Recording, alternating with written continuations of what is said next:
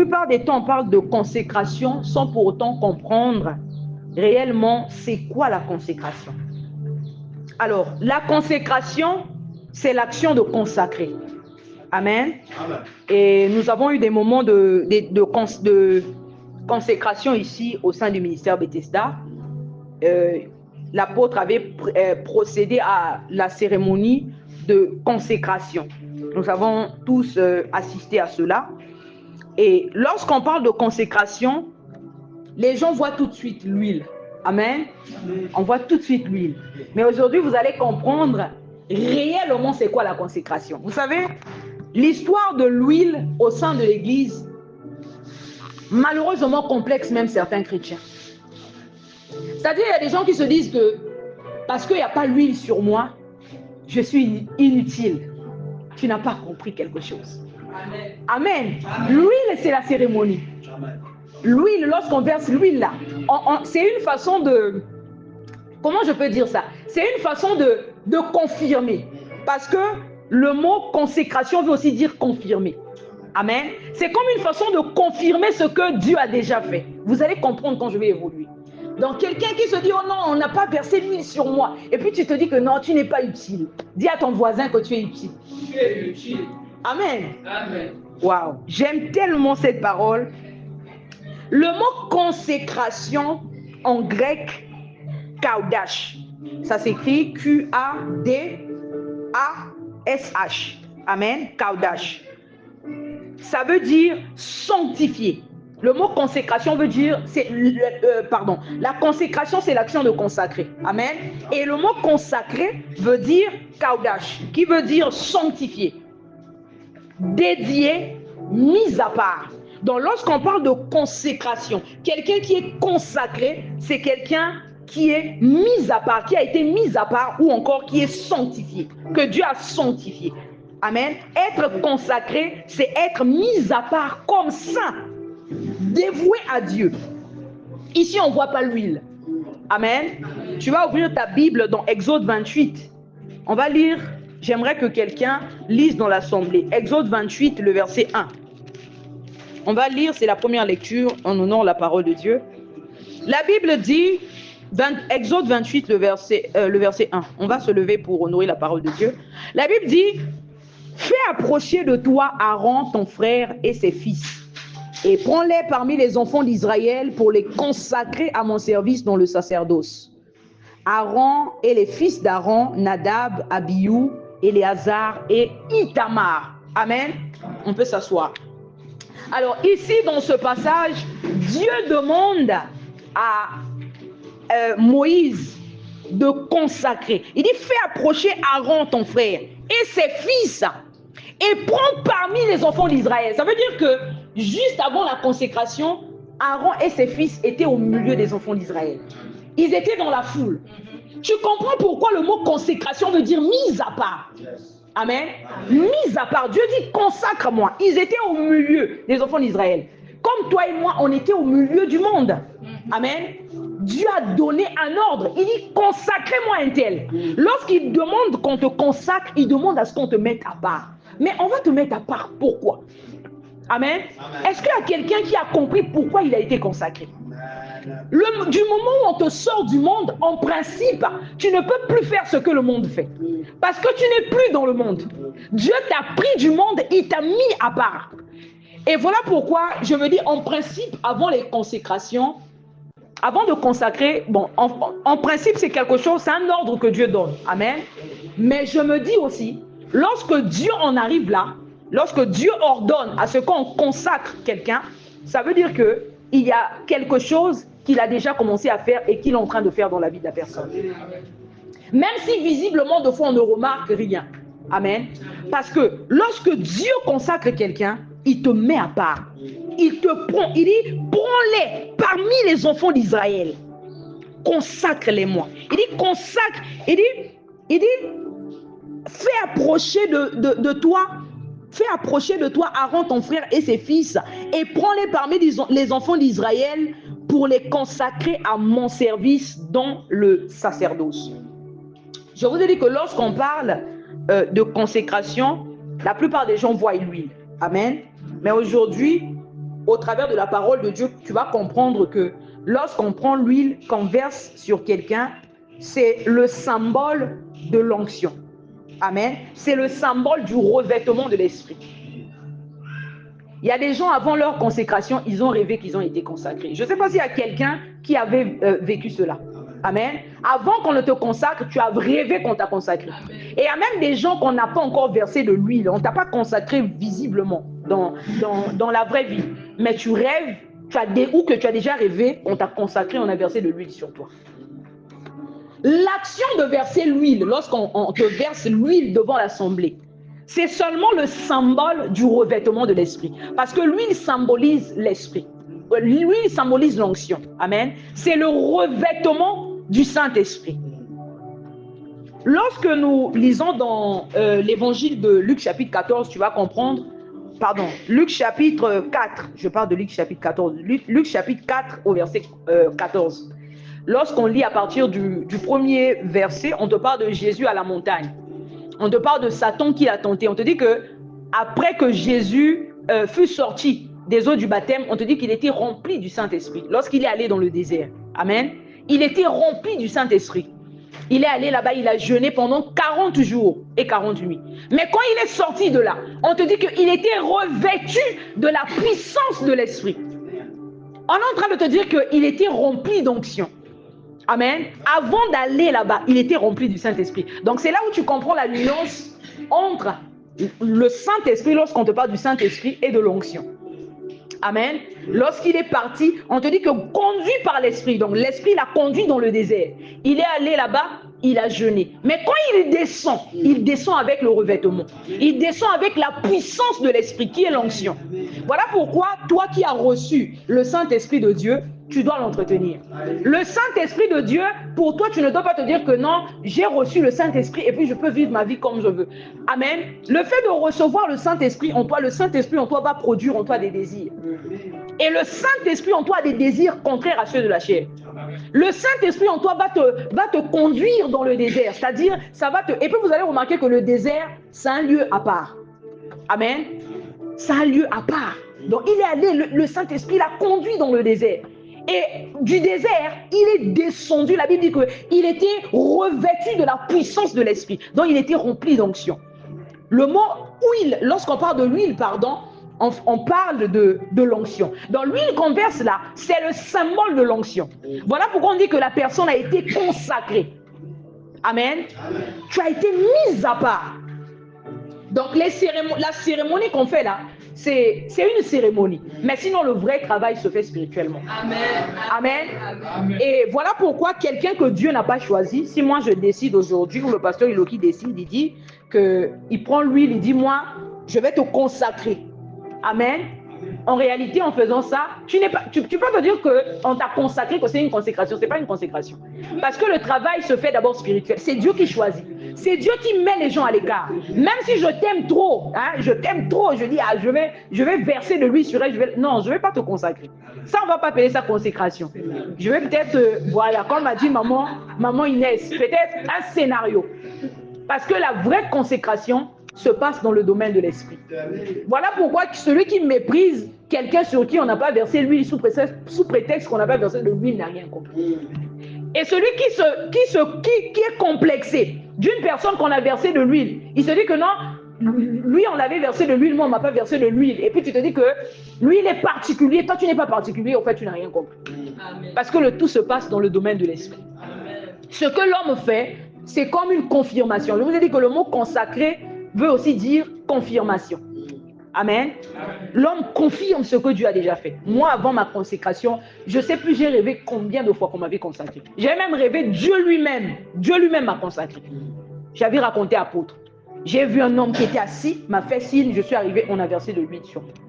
J'ai rêvé ça beaucoup de fois avant ma consécration. C'est une façon de dire que c'est Dieu qui te choisit, c'est Dieu qui te consacre. Ce que l'homme fait, il confirme ce que Dieu a déjà fait. On va aller dans Juge chapitre 13. Pour plus de compréhension, tu vas comprendre que la consécration, la vraie consécration, ce n'est pas le cérémonial. Ce qu'on fait comme cérémonie, c'est juste une confirmation. On va aller dans Juge 13 à partir du verset 1. Les enfants d'Israël firent encore ce qui déplaît à l'Éternel. Amen. Et l'Éternel les livra entre les mains des Philistins Amen. pendant 40 ans. Il y avait un homme. Vous allez remarquer, Alice, avant d'avancer, on te dit que les enfants d'Israël firent encore ce qui déplaît à l'Éternel. Continue, Alice. Et on te dit que Dieu les livra entre les mains des Philistins pendant 40 ans. Amen. Amen. Continue, Il y Alice. avait un homme de Tioréa, de la famille des Danites, et qui s'appelait Manoach. Sa femme était stérile et n'enfantait pas. Un ange de l'Éternel apparut à la femme et lui dit, voici, tu es stérile et tu n'as point d'enfant. Tu deviendras enceinte et tu enfanteras un fils. Maintenant, prends bien garde, ne bois ni vin ni liqueur forte et ne mange rien d'impur, car tu vas devenir enceinte et tu enfanteras un fils. Le rasoir ne passera point sur sa tête, parce que c'est un enfant sera consacré à Dieu dès le ventre de sa mère. Et ce sera lui qui commencera à délivrer Israël de la main des Philistins. On acclame pour la parole. Amen. Ah, j'aime trop cette parole. Amen. Je vous ai fait remarquer qu'au début, on parle des enfants d'Israël qui avaient commis une infidélité. Amen. Ils avaient fait ce qui déplaît à l'Éternel. Et on te dit que Dieu leur avait livré entre les mains de leurs ennemis, les Philistins, pendant 40 ans. Bien aimé, Dieu ne choisit pas quelqu'un au hasard. Amen. Amen. Amen. Tu vas comprendre. Et je pense que ça va t'aider à comprendre pourquoi. Surtout quelqu'un que Dieu a déjà, sur qui on a versé de l'huile aux yeux de tous. Tu vas comprendre, en principe, tu ne peux plus vivre la même vie que tu vivais avant. Tu ne peux pas faire ce que tout le monde fait parce que tu n'es pas tout le monde. Amen. Une personne consacrée est une personne particulière. Je vais lire les passages bibliques, tu vas comprendre sur la base de la parole de Dieu. Amen. On te dit qu'ils avaient commis une infidélité. Donc tu comprends que c'est pour une mission déterminée que Dieu consacre Samson. Mais on te parle d'un enfant consacré depuis le ventre de sa mère. Qui lui a versé l'huile dans le ventre de sa mère? Hey! Amen. Amen. Amen. Qui avait versé l'huile sur la tête de Samson? Ah, ça. On te parle d'un enfant consacré depuis le ventre de sa mère. Amen. Il y a des enfants consacrés depuis le ventre de leur maman. C'est-à-dire que tu vois un enfant, mais l'enfant est tellement particulier. Quand tu vois l'enfant, tu dis que l'enfant là n'est pas comme les autres. Amen. L'enfant est différent. Amen. Qui a déjà rencontré quelqu'un comme ça? Amen. On n'a pas versé de l'huile, on va même dit c'est ma foutaro sur la tête. Après, il y avait devant l'assemblée. Mais quand tu regardes la personne, c'est une personne particulière. Et la Bible te dit, dans le livre de je crois c'est dans Romains chapitre 13 ou un truc comme ça, je vais retrouver, où on te parle, non, c'est dans le livre des juges. Dans Juges chapitre 16 au verset 17, on te parle d'une personne consacrée. On te dit qu'une personne consacrée est une personne particulière. Et tu vois ici, dans ce passage, on te parle de Samson. On te dit que Dieu dit à sa maman que l'enfant la Bible dit, un ange de l'Éternel apparut à la femme et lui dit, voici tu es stérile, tu n'as point d'enfant. Tu deviendras enceinte, tu enfanteras un fils. Maintenant, prends bien garde. Donc, on lui donne des restrictions. À cause de quoi? À cause de l'enfant qui est consacré. Tu comprends que toi qui es consacré, tu ne peux pas faire ce que le monde fait. C'est-à-dire, les autres mamans, eux, ils pouvaient boire le vin. Les autres mamans, ils pouvaient faire ce qu'ils voulaient. Ils pouvaient faire ce que tout le monde fait. Mais la maman, c'est-à-dire la personne qui allait porter, la femme qui allait porter l'enfant consacré n'avait pas le droit de prendre le vin. Pourquoi? Parce que l'enfant là était un enfant particulier. Une personne consacrée est une personne particulière. La Bible dit maintenant prends bien garde, ne bois ni vin ni liqueur forte et ne mange rien d'impur, car tu vas devenir enceinte et tu enfanteras un fils. Le rasoir ne passera point sur sa tête, parce que cet enfant sera consacré à Dieu dès le ventre de sa mère. Et vous allez voir que dans Jérémie chapitre 1, Dieu dit à Jérémie qu'avant que je t'eusse formé dans le ventre de ta mère, je te connaissais. Il dit avant que tu fusses sorti de son sein, je t'avais consacré et je t'avais établi prophète des nations. On avait versé l'huile sur Jérémie. Donc pendant qu'il était, avant même de le concevoir, Dieu avait versé, il y avait quelqu'un qui était venu qui avait versé l'huile sur Jérémie. Non. C'est là où tu comprends que la consécration, c'est lorsque Dieu met quelqu'un à part. Amen. Amen. C'est lorsque Dieu sanctifie quelqu'un. Parce que le mot consécration aussi veut dire sanctifier. Ici, Dieu donne des restrictions à la maman. Comme pour dire que parce que l'enfant que tu portes est un enfant consacré, tu ne peux pas faire ce que le monde fait. En tant que personne consacrée, tu ne peux plus faire ce que la foule fait. C'est-à-dire, si tu étais là au milieu des autres, vous faisiez tout ensemble, tu faisais tout ce que le monde fait. Dès l'instant, ou même toi sur qui on n'a pas versé l'huile, mais on t'a toujours dit que tu es une personne particulière depuis que tu étais enfant. En principe, ça doit te faire prendre conscience.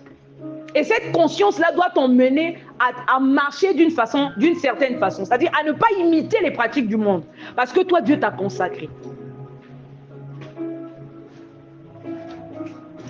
Alors, pourquoi Dieu nous consacre? Est-ce que quelqu'un s'est déjà posé cette question? Pourquoi Dieu nous consacre? Ici, lorsque nous lisons dans Juge chapitre 13, on te dit que les enfants d'Israël avaient commis une infidélité et Dieu leur avait livré entre les mains de leurs ennemis pendant 40 ans. Et là, lorsqu'on arrive au verset 5, la Bible te dit que l'ange dit à la maman de Samson, il dit: car tu vas devenir enceinte et tu enfanteras un fils, le rasoir ne passera point sur sa tête, parce que cet enfant sera consacré à Dieu dès le ventre de sa mère. On met point virgule. Et ce sera lui qui commencera à délivrer Israël. Donc on te donne le but pour lequel Dieu le consacre. Tu comprends le but de sa consécration. C'est un enfant que Dieu a consacré pourquoi? Pour une mission bien précise. Dieu ne consacre jamais quelqu'un au hasard. Donc tu penses que toi on t'a consacré, c'est pour que tu viennes, pour que tu fasses ce que tout le monde fait. Mais c'est donc finalement pourquoi on t'a consacré? Pourquoi on t'a mis à part? On ne peut pas te mettre à part pour faire ce que tout le monde fait. Si on t'a mis à part, ça veut dire que toi tu es appelé à ne pas faire ce que tout le monde fait. Ici on parle d'une mission bien précise. On te dit que ce sera lui qui commencera à délivrer Israël de la main des Philistins. Lorsque Dieu consacre quelqu'un, Dieu le consacre pour qu'il soit à son service. Amen. Est-ce que quelqu'un saisit ce que je suis en train de dire? Amen. Lorsque Dieu consacre, c'est-à-dire on t'a consacré, que ce soit dans un songe, Dieu t'a montré, tu as vu, que ce soit aux yeux de tous, on a confirmé ce que Dieu a déjà fait dans le spirituel avec toi. Lorsqu'on consacre quelqu'un, c'est pour que tu te mettes au service de Dieu. On te consacre pour que tu sois au service de Dieu. Or, servir Dieu consiste à accomplir la volonté de Dieu dans un domaine précis. Amen. Non, tu ne comprends pas. C'est-à-dire que Dieu nous consacre. Dieu t'a consacré pour que tu sois à son service. Servir Dieu consiste à accomplir, à faire la volonté de Dieu c'est-à-dire ça consiste à accomplir la volonté de Dieu dans un domaine précis. C'est là on parle de mission. C'est là on parle d'appel. Amen. Dieu avait demandé à Moïse de consacrer Aaron pour qu'il soit à son service dans le sacerdoce. C'est ce que la Bible nous dit dans Exode 28. Il dit: consacre-moi Aaron et ses fils pour qu'ils soient à mon service dans le sacerdoce. Eux, dans leur cas, c'était pour qu'ils soient au service de Dieu dans le sacerdoce. Mais toi, dans ton cas, peut-être que ce n'est pas pour que tu viennes servir, monter sur la chair pour prêcher, mais c'est dans un domaine bien précis. Amen. Amen. Amen. Amen. Vous savez, il y a des gens qui se disent: ah, donc ceux qui sont plus proches de Dieu, ce sont ceux qui montent sur la chair. Du coup, tu ne prends pas ta consécration au sérieux. Donc, toi, on t'avait consacré.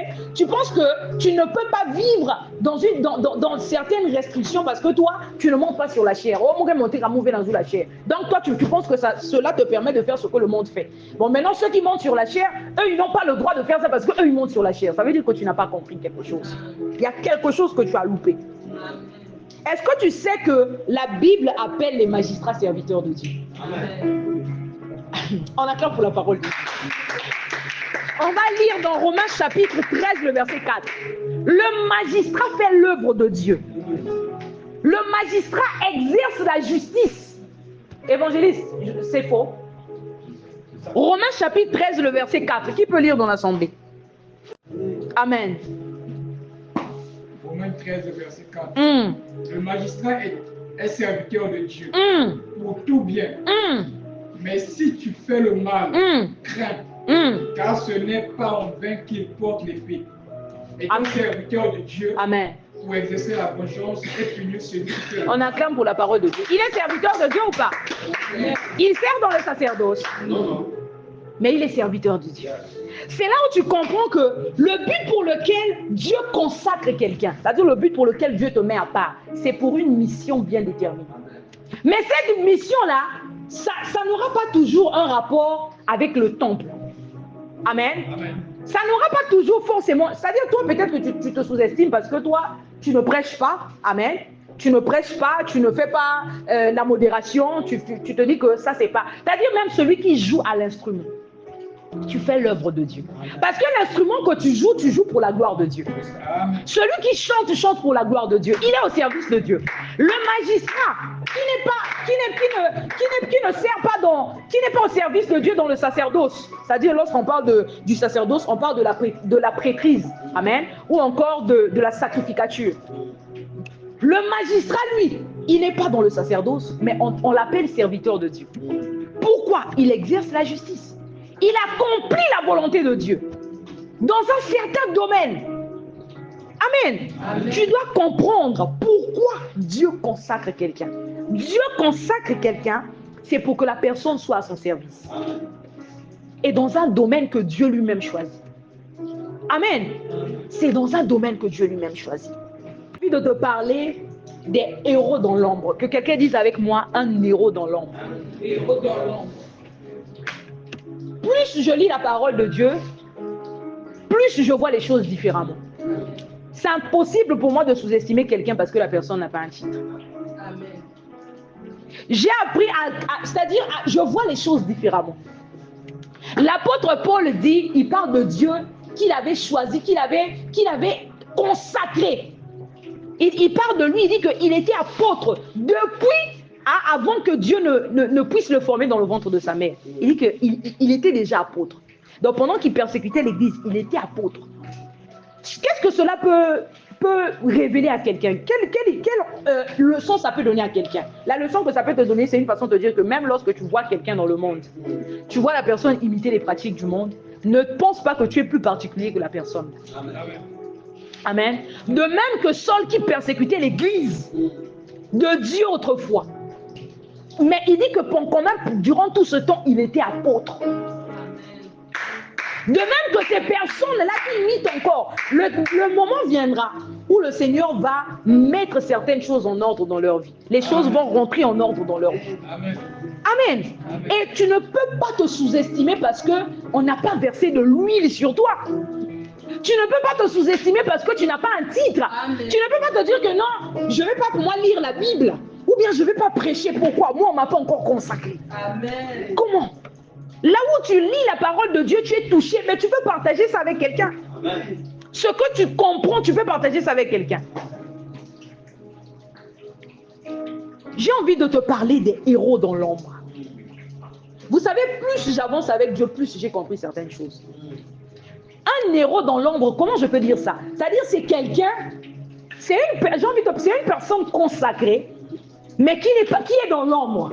C'est-à-dire une personne consacrée, mais qui travaille dans l'ombre. Qui connaît un héros dans l'ombre? Amen. Celui qui est sous les projecteurs, Dieu l'a exposé. Mais celui qui est dans l'ombre, le fait qu'il soit dans l'ombre ne veut pas dire qu'il n'a pas Dieu. Vous savez, il y a des gens qui méprisent même des hommes de Dieu parce que la personne n'est pas célèbre. C'est vrai. Tu vas partager les prédications de foi d'un pasteur célèbre. Une prédication de foi qui n'est même pas pertinente. Il y a zéro profondeur. C'est-à-dire, le fois même la personne dit des hérésies. Tu vas partager ça. Likez, partagez, tu vas partager.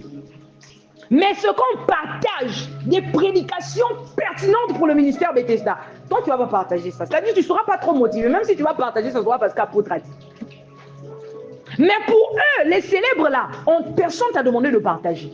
Parce que la personne est célèbre, tu vas partager. Moi, je pense que plus on grandit, plus on comprend que l'homme de Dieu, en réalité, c'est un instrument de Dieu. Ce qui fait l'homme de Dieu, c'est Dieu dans sa vie. On l'appelle homme de Dieu, c'est une façon de te dire qu'il est humain, mais il porte Dieu en lui. Donc, si toi, tu sous-estimes un homme de Dieu parce que la personne n'est pas sous les projecteurs, tu passes à côté de quelque chose. Ça veut dire qu'il y a quelque chose que tu n'as pas encore compris. Il y a quelque chose qui n'est pas encore clair à ton niveau. Les héros dans l'ombre. On va aller dans Nombre chapitre 27. On va commencer du verset 18 au verset 21. Il le plaça devant le sacrificateur Éléazar et devant toute l'assemblée. Il posa ses mains sur lui et lui donna ses ordres comme l'Éternel l'avait dit par Moïse. On acclame pour la parole de Dieu. Waouh, waouh, waouh, waouh. Je vais reprendre à partir du verset. On te dit que l'Éternel dit à Moïse, prends Josué fils de Nun, homme en qui réside l'esprit. Tu poseras ta main sur lui. Ça vous fait penser à quoi? On a versé l'huile sur Josué. Amen. Prends Josué, fils de Nun, homme en qui réside l'esprit. Tu poseras ta main sur lui. Et dans Deutéronome 34, on te dit que Josué, fils de Nun, était rempli d'esprit de sagesse parce que Moïse avait imposé ses mains sur lui.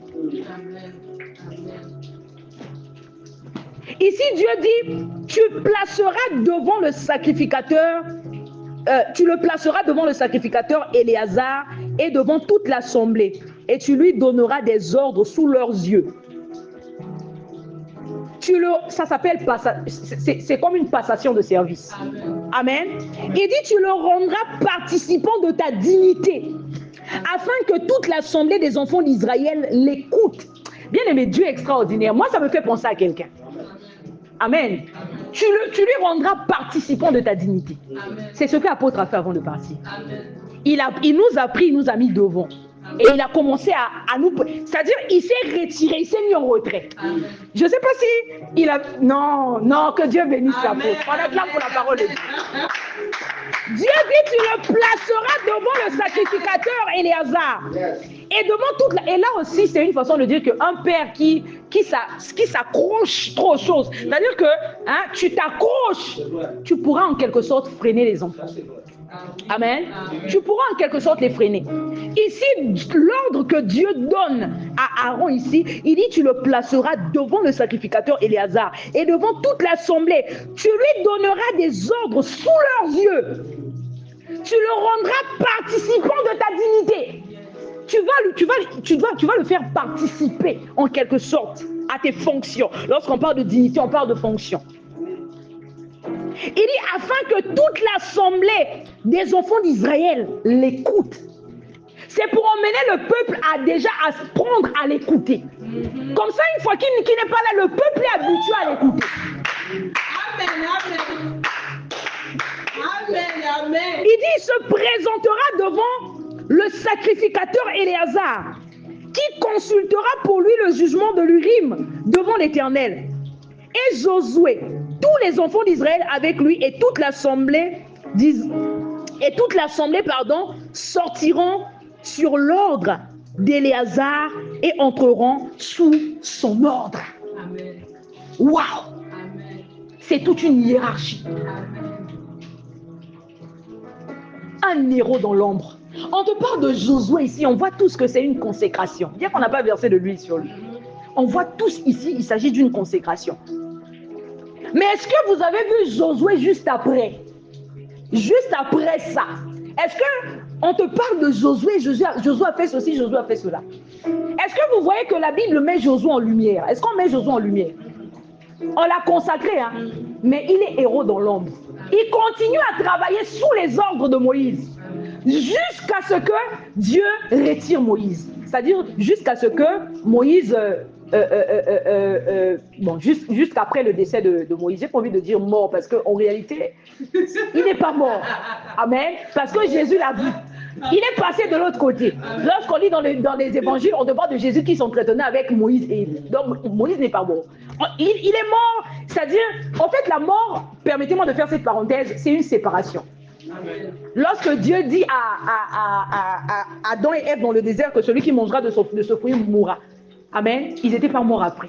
Mais la mort dont il parlait, c'est la séparation. Et cette séparation à eux, c'était pas la séparation entre leur enveloppe corporelle et l'âme. Mais la séparation là, c'était d'avec l'Esprit de Dieu. Parce que Dieu leur a chassé de sa présence. Lorsque Dieu te chasse de sa présence, c'est-à-dire tu es séparé de lui. Et cette séparation là, c'est la mort spirituelle. C'est ce qu'on appelle par la mort spirituelle. La mort, c'est une séparation. Amen. Oh non, il nous a quittés, il est mort.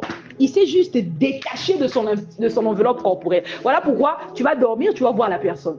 Et des fois, la personne va se comporter comme si elle était vivante. Elle est juste... En fait, la personne s'est séparée de toi. Il y a maintenant comme un voile. Amen. Entre vous deux. La personne est allée de l'autre côté.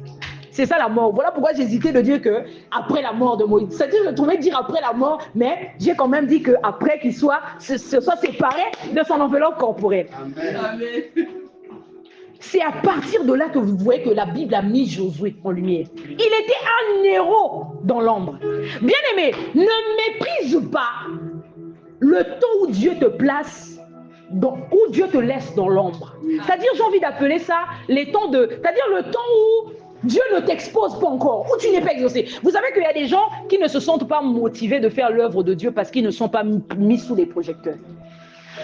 Tu vas voir quelqu'un, la personne est même consacrée, mais tu vas te mépriser. C'est-à-dire que tu n'as pas peut-être l'engouement de faire correctement les choses. Pourquoi? Parce que tu te dis, mais pourquoi? Ça va servir à quoi? Parce que tu n'es pas mis sous les projecteurs. Parce que Dieu ne t'a pas encore placé sous les projecteurs. C'est une erreur. Parce que Dieu consacre quelqu'un pour une mission bien déterminée. C'est pour que tu sois à son service dans un domaine bien précis. Même si ce n'est pas dans le sacerdoce, mais dans un certain domaine. On te parle de Samson. Samson que Dieu avait consacré depuis le ventre de sa mère. Mais il ne servait pas dans le sacerdoce. Amen. C'était pour accomplir une mission bien déterminée. Mais si donc toi tu te dis que toi pour servir, Dieu doit te mettre sous les projecteurs, tu n'as pas compris. En fait, il y a des choses que Dieu m'a enseignées. Pourquoi Dieu te garde d'abord dans l'ombre? Parce que dans l'ombre, c'est là où Dieu te travaille. C'est là où Dieu te forme. C'est là où Dieu, c'est-à-dire il travaille ton caractère. Il y a des choses qui te fait comprendre dans l'ombre. Quand c'est bien aimé, quand Dieu te met sous les projecteurs, c'est une gloire. C'est-à-dire le moment là quand ça arrive, ça veut dire que tu es prêt. Lorsque vous voyez Dieu, je ne parle pas de quelqu'un qui se bat de lui-même. Quand tu te bats de toi-même, Dieu dit que ce n'est pas le moment. Il te dit que tu dois rester dans l'ombre. Toi, tu te dis que tu veux trop qu'on te voie. Tu veux trop sortir. Si c'est toi qui forces. La Bible dit que, écoutez cette parole. Oh, qu'est-ce qu'on dit de l'humilité? Et qu'est-ce qu'on dit de l'orgueil? Qu'est-ce qu'on parle de celui on te dit quoi? Celui qui s'élève.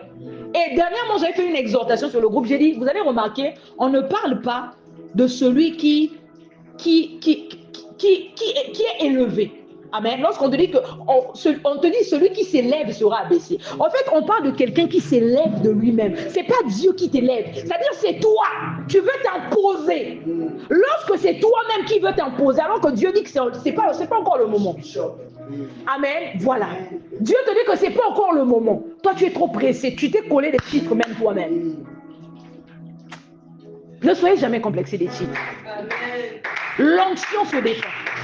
Quelqu'un qui a reçu une onction dans un domaine précis, lorsque tu vas travailler dans ce domaine-là, tout le monde verra que tu es ouin pour ça. Amen. Amen. Mais si tu prends seulement le titre, oh, côté Benatela, je me colle un titre. On acclame pour la parole de Dieu. Celui qui s'élève, on ne parle pas de celui qui est élevé. On ne parle de celui qui s'élève. C'est-à-dire, c'est pas Dieu qui t'élève, c'est toi qui t'élèves. Laisse Dieu te travailler dans l'ombre. J'ai envie de te parler des héros dans l'ombre. Josué, après toute cette cérémonie, parce que la Bible te dit que juste après, on te dit que Moïse fit ce que l'Éternel lui avait ordonné. Il prit Josué, il le plaça devant le sacrificateur Éléazar et devant toute l'assemblée. Il posa ses mains sur lui et lui donna des ordres. C'est au moment où Moïse avait imposé les mains sur Josué. La Bible te dit dans Deutéronome 34 qu'il était rempli d'esprit de sagesse parce que Moïse avait imposé. Donc tu comprends que lorsque Moïse avait fait ça, il y avait un transfert. Il y avait eu un transfert. Amen.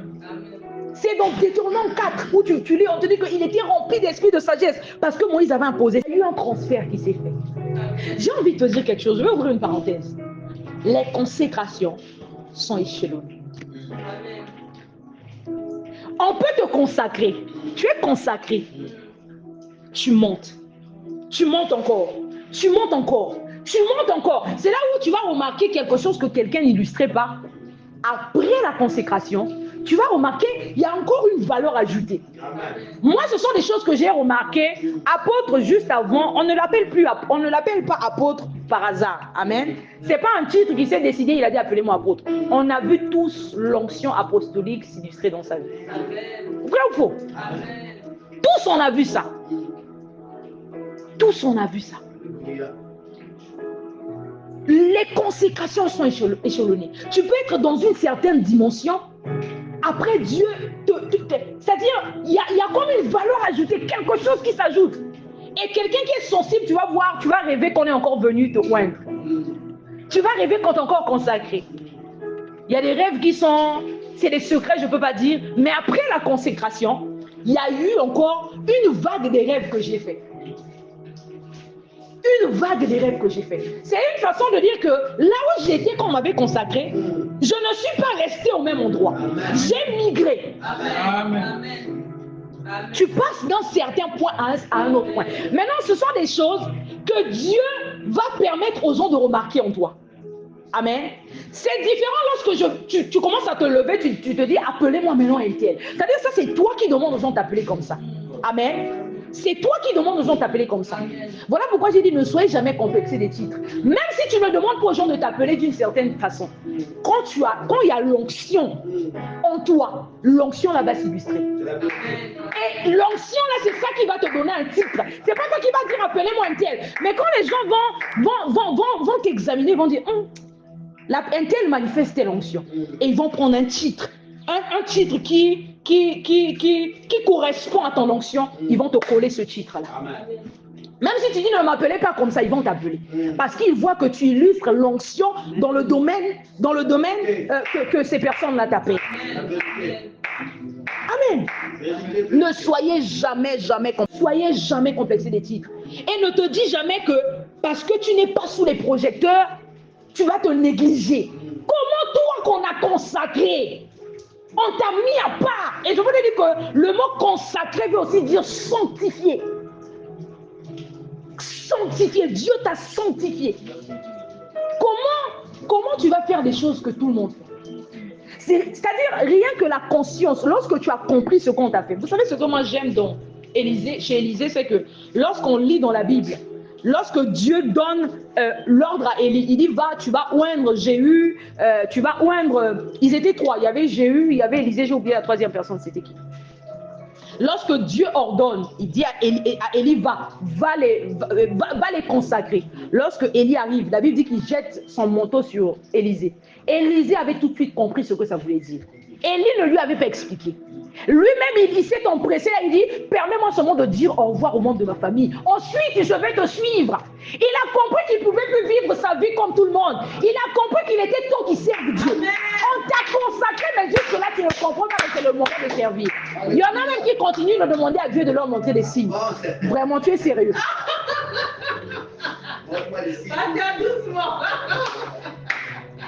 Tu demandes à Dieu de te montrer des signes. Non, tu as encore besoin des signes, sérieux.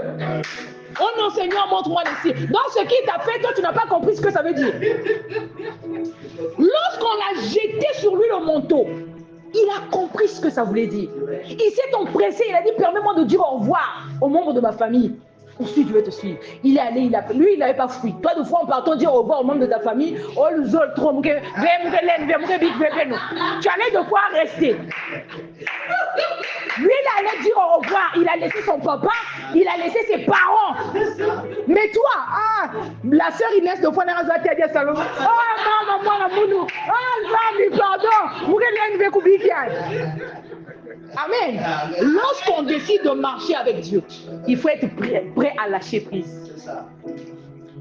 Servir Dieu, au fait, c'est faire la volonté de Dieu. Amen. C'est faire la volonté de Dieu dans ce que Dieu te demande de faire. Lorsque Dieu consacre quelqu'un, c'est pour un but précis. C'est pour une mission bien déterminée. On voit ici, on nous parle ici de Josué. Après consécration, il est resté au pied de Moïse, dans l'ombre. La Bible ne met pas Josué en lumière. Oh, après ça, Josué met Kwenda. Bon, met Kwenda Bouissi Jéricho. Dans la bande d'Israël. Comme on m'a consacré, met Kwenda Bouissi Jéricho. Il est resté là. Il est resté dans l'ombre. Et on te dit que il versait l'eau. Non, c'est Élisée qui versait l'eau sur les mains d'Élie. Mais on te dit que la Bible te précise quand même qu'il était au service de Moïse. Il est resté là. Ne méprise pas l'ombre. Oh non, moi on m'a consacré. Je n'aime pas qu'on me commande. Il faut me monter. Amen. Il faut me monter. J'aime pas. Tu vas pas aller loin si tu es comme ça. Tu vas pas aller loin. On voit des jeunes, on l'a consacré à peine. Dieu ne l'a même pas encore. Mais tu dis, mais même si on parle du zèle, il y a un peu de gens qui m'accrochent. Il y a un peu de gens qui m'accrochent. Ah, quel courage. Non, si c'est Dieu qui t'élève, qui te conduit d'une certaine façon, c'est différent. Amen. Mais si c'est toi qui veux t'élever, tu veux montrer au monde, Dieu va t'humilier. Celui qui s'élève sera abaissé. On parle de s'élever par soi-même. Je décide. Donc, côté ben antela mouno ben kubokla di avec mon pasteur Princilia. Ben la prophète. Prophète Princilia. Ben ma prophétesse. Non. Non, bien aimé. Voilà, prophétesse des nations. Allez, on commence maintenant à m'inviter sur les plateaux télévisés. Ben ma c'est maintenant mouno. Ben mission pas ma femme. Alors que Dieu ne t'a même pas encore préparé pour être mis sous les projecteurs. Avant de t'exposer, Dieu te travaille. Il y a des caractères qui vont mourir. Il y a des choses qui vont disparaître. Et il y a des choses que tu vas gagner. Tu vas gagner en maturité.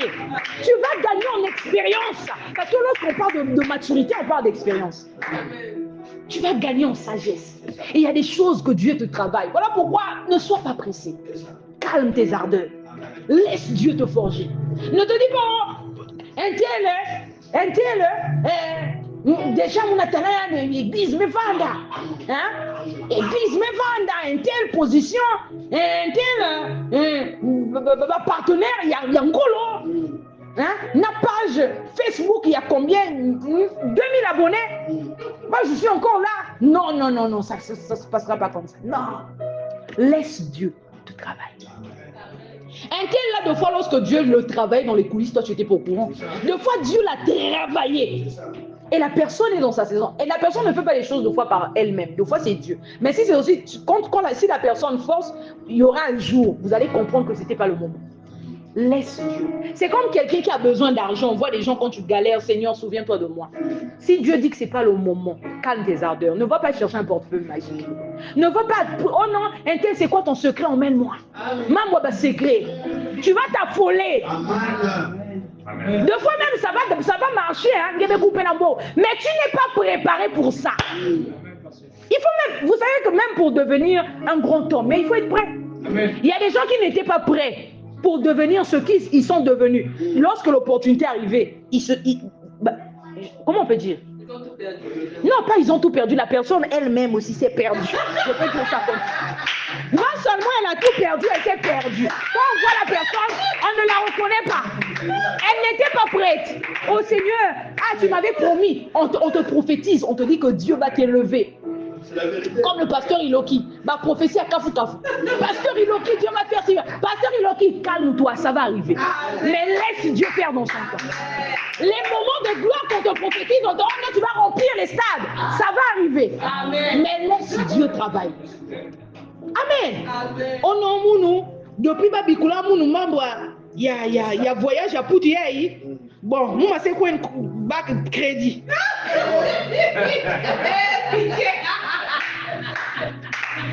Moi, c'est quoi un bac crédit? Maman, on va maintenant que durer trop. Tu veux aider Dieu.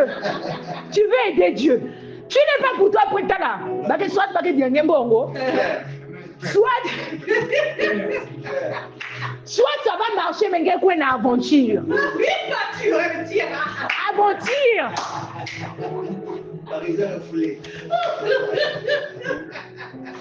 Pourquoi? Parce que tu as voulu forcer les choses. Laisse Dieu faire comme quelqu'un que je connais. Amen. Envoie tout le monde que c'est Dieu qui l'accompagne. C'est-à-dire, il n'a pas besoin de dire oh non, Dieu m'assiste. C'est-à-dire quand tu le vois, tu dis ah, le type est mystique. Yes. Laisse Dieu faire les choses ensemble. Amen. Deux fois on veut forcer la main de Dieu. Seigneur, faut caca. Faut caca. Faut caca. Dieu te dit c'est pas le moment, faut caca. Faut caca. Laissons Dieu faire les choses. Il y a des euros. C'est-à-dire, toi, regarde, tu es dans l'ombre, non? Mais travaille correctement. Dieu va te gratifier. Ne te dis pas que parce que Dieu te dit que Matanana, Dieu te dit que c'est pas le moment des projecteurs. Moi, j'aime le témoignage de l'apôtre Théo. Il dit qu'avant de commencer avec les lives, c'est Dieu qui lui avait donné le go. Il avait Internet il y a longtemps. Il n'a pas commencé avec les lives. Il était dans l'ombre. Au moment opportun, Dieu a donné un signal, il a commencé. Vous savez, l'erreur qu'on fait souvent, c'est de se comparer aux autres. C'est de vouloir faire les choses comme les autres. Et l'une des raisons qui fera en sorte que tu ne sois pas pleinement satisfait de ta vie, c'est lorsque tu vas te comparer aux autres. C'est-à-dire même quelque chose qui est une bénédiction pour toi, non, tu ne verras pas ça comme bénédiction parce que tu regardes à l'autre. Dieu te donne la bonne santé, tu es en bonne santé.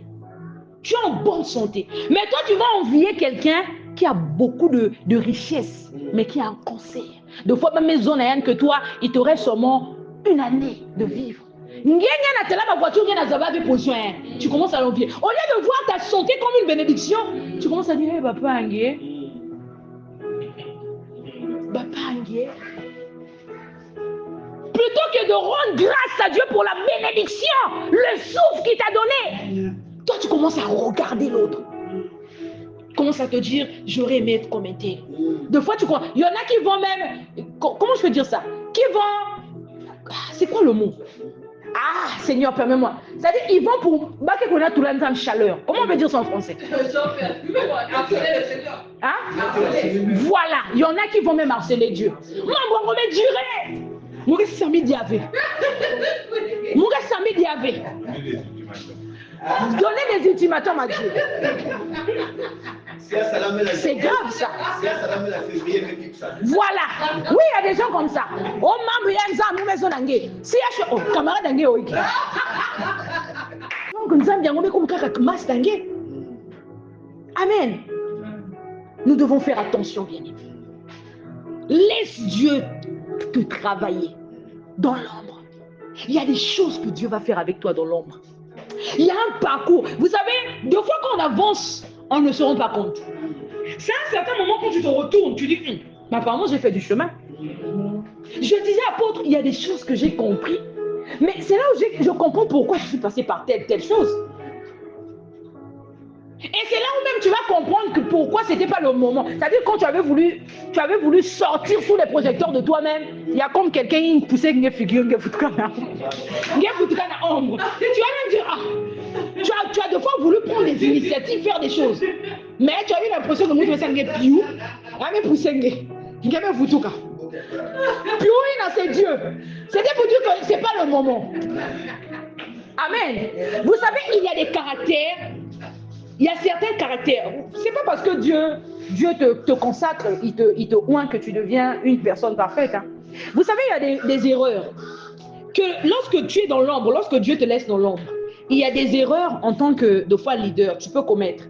Les gens qui sont autour de toi dans l'ombre sont en mesure de... Dieu fera en sorte que ces gens-là arrivent à te comprendre. Ce sera des fois des gens qui vont supporter ces erreurs-là. Tu comprends? Tu es sous l'ombre. Mais lorsque toi, ce n'est pas le moment d'être sous les projecteurs. Or, ce sont des erreurs que Dieu veut traiter dans le secret. Comme ça, quand tu vas sortir, ceux qui vont te voir sous les projecteurs, ils n'ont pas une idée du parcours que tu as vécu. Mais deux fois, si bas au parcours, il n'a pas supporté. Tu comprends pas ce que je dis? C'est-à-dire tu es un charismatique. Dieu t'a pris, il t'a placé placé. Il t'a placé devant. Tu es un leader. Amen. Tu es consacré. Mais tu es un être humain, tu as des défauts. Mais seulement, il y a des défauts de fois que les gens peuvent laisser passer. Et il y a des défauts aussi. Lorsque quelqu'un n'est pas mature, la personne, tu peux même perdre une âme seulement à cause du défaut là. Maintenant, toi, Dieu n'a pas fini de te traiter ton défaut là. Il est encore en train de te travailler. Il n'a pas encore fini de te traiter qui Bible. Il est en train de te forger pour que tu deviennes robuste. Toi, tu veux déjà rentrer sous les projecteurs. Seigneur, j'ai trop mis du temps dans l'ombre. Il n'a pas encore fini de te traiter. Tu vas faire des dégâts. Quand tu vas faire les dégâts quand tu vas arriver sous les projecteurs, c'est comme quelqu'un qui n'a pas été préparé. Je prends un exemple. Bon, pasteur Iloki, à partir d'aujourd'hui, il y a un président de la République. À partir d'aujourd'hui, c'est un exemple pas ça. Tu n'es pas pour toi préparé, même tu as le même discours à la nation. Les gens même pas équipés. Maintenant, on va mettre tout le monde à projecteur, la caméra. Pasteur Iloki, c'est ça. Tu sais pas, tu ne sais même pas ce que tu dois dire, tu sais pas ce que tu dois faire. Oh Dieu, quand il te laisse dans l'ombre, il te travaille. Quand tu sors sous les projecteurs, les gens sont émerveillés. Il y a beaucoup de prédicateurs qu'on n'a pas connus, ils sont sortis de nulle part. Et puis tu es émerveillé. Mais toi, tu n'es pas. Et puis, c'est deux fois après, quand l'homme de Dieu partage son témoignage, tu dis, ah, il est passé par là. Tu es seulement émerveillé, Marcelo Tunasi. Tu es émerveillé, paniqué. Hein, Marcelo Tunasi. Ça te fait du bien. Mais est-ce que tu connais le parcours qu'ils ont eu avec Dieu? Est-ce que les erreurs qu'il a eu à faire au début, toi tu sais? Tu ne sais pas.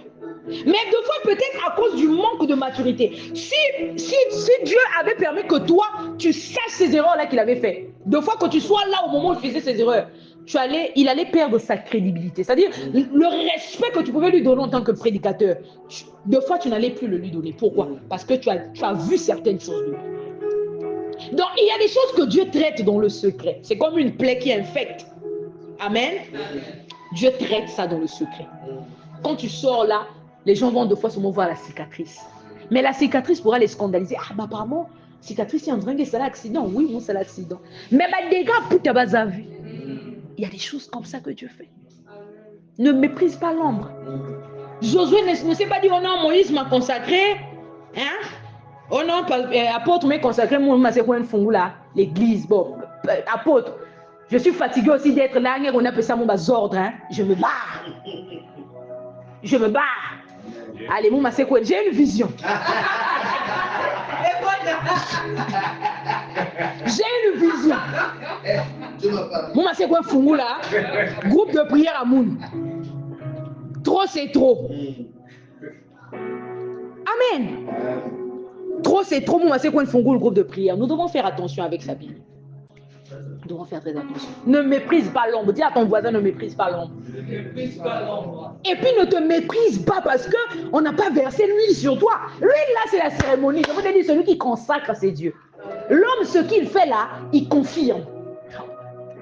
La preuve en est, le mot consécration en grec, on peut aussi, comment on appelle? Le synonyme de consécration en grec, c'est confirmation. Confirmation. Le mot consécration a plusieurs définitions. Lorsqu'on parle de consécration, on parle aussi de confirmation. Donc, ce que l'homme de Dieu fait, il confirme. C'est Dieu qui t'a choisi. Maintenant, si Dieu ne t'a pas choisi, moi, je réponds lui sur toi, je te rends huileux. Comme avait dit le Wilfried Zawi. Huileux. Bah, tu n'es pas pour toi, ouais, tu n'es pas pour toi, ouais, tu es huileux. Parce que Dieu, lui, ne t'a pas choisi, il ne t'a pas consacré. C'est moi qui ai décidé. Je me comme un huileux. Hein, mais ça n'y est l'huile. Et puis, il y a dit, il m'a forcé 30 fois. Il y avait! Je t'ai rendu huileux. Je ne t'ai pas consacré. Et ça aussi, ça nous aide, nous les leaders. Amen. À ne pas faire des choses par sentiment, comme disait Kinois. Il va enlever mon sentiment. À un moment, on a dit, je peux me durer dans l'église. Amen.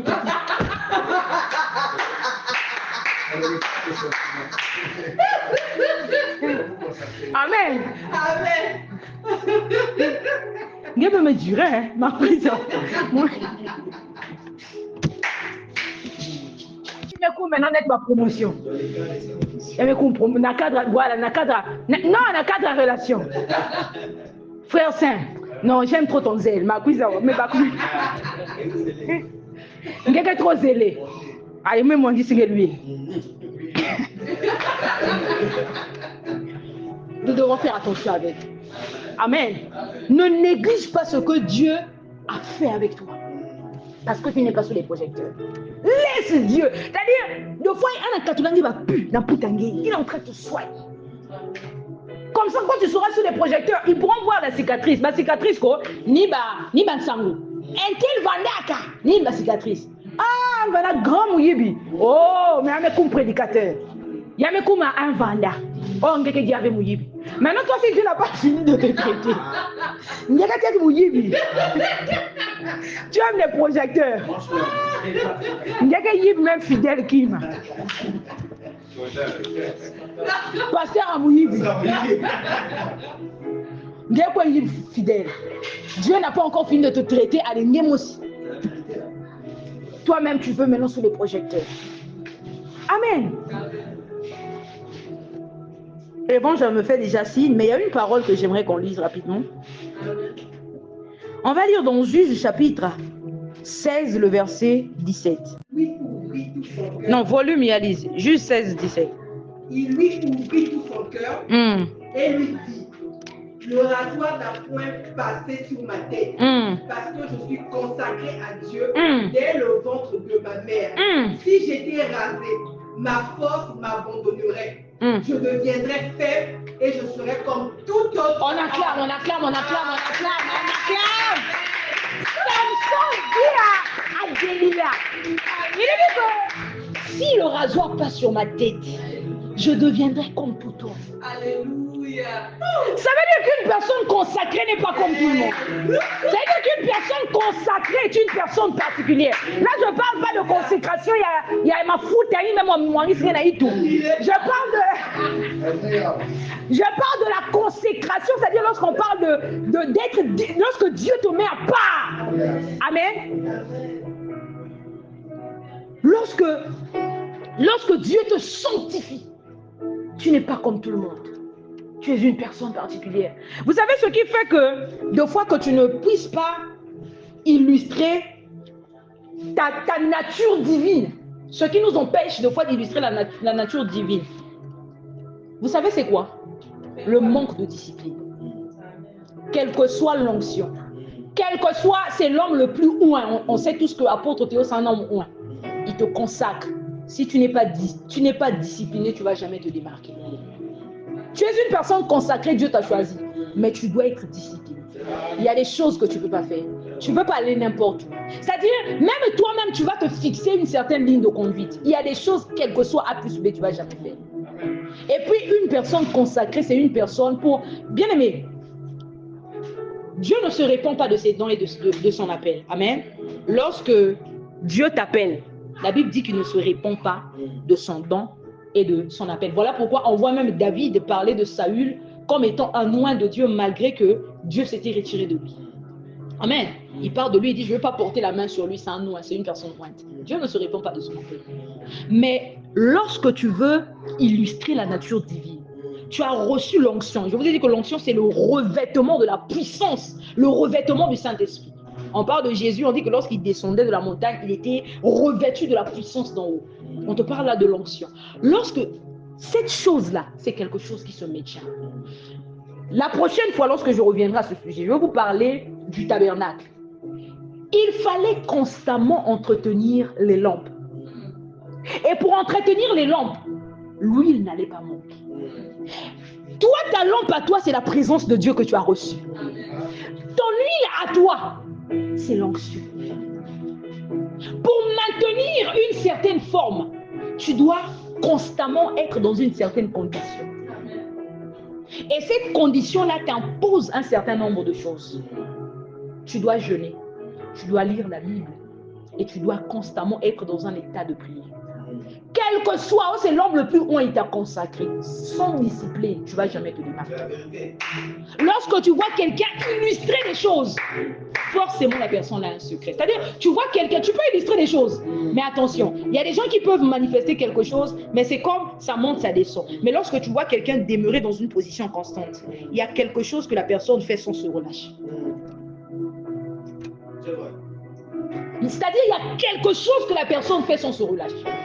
Parce que forcément, lorsque tu lâches quelque part, les gens vont remarquer comme un déséquilibre. Le secret de l'onction. Ça sera comme un sous-thème dans un thème. Lorsque je vais parler je parle de la consécration, mais lors de la prochaine séance, je vais parler du secret. L'onction s'entretient. On acclame pour la parole de Dieu.